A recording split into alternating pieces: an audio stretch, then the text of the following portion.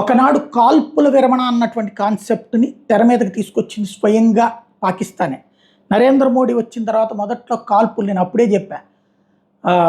వాళ్ళు అంతకుముందు ఏంటంటే కాలుస్తూ ఉంటే మన దగ్గర ఉన్నటువంటి సైనికులు ఇసుక బస్తాలు అడ్డు పెట్టుకుని లేకపోతే వెనక్కి దాక్కుని ఏదైతే మన కొన్ని షెల్టర్స్ ఉంటాయి అక్కడ దాక్కుని మన ప్రభుత్వాన్ని అంటే వాళ్ళ హయ్యర్ అఫీషియల్స్కి ఇన్ఫామ్ చేస్తే వాళ్ళు హెడ్ క్వార్టర్కి ఇన్ఫామ్ చేస్తే హెడ్ క్వార్టర్ వాళ్ళు హోంశాఖను అడిగితే హోంశాఖ రక్షణ శాఖను అడిగి ఫైనల్ ఇది రక్షణ శాఖను అడిగితే రక్షణ శాఖ హోంశాఖను అడిగితే హోంశాఖ ప్రధానమంత్రితో మాట్లాడుతూ ఉంటుంది. ఈలోపు కొట్టి 2-3 రోజుల పాటు వాళ్ళకే చిరాకు పుట్టి వెళ్ళిపోతారు, ఎవడిక్కడ మగాళ్ళు లేడరా బాబు అన్నట్టు.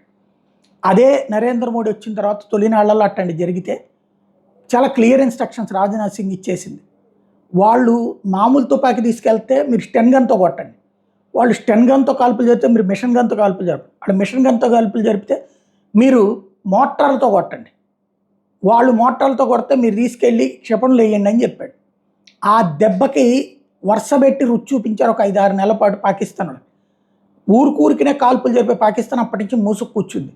ఇప్పుడు మళ్ళీ ఎలక్షన్స్ టైం వచ్చినాయి కదా, అందుకని చొరబాటుదారుల్ని ప్రవేశింపచేయడం కోసం అని చెప్పి కాల్పులు జరిపింది భారత సైన్యం మీద కాశ్మీర్లోని ఉరీ సెక్టార్లో.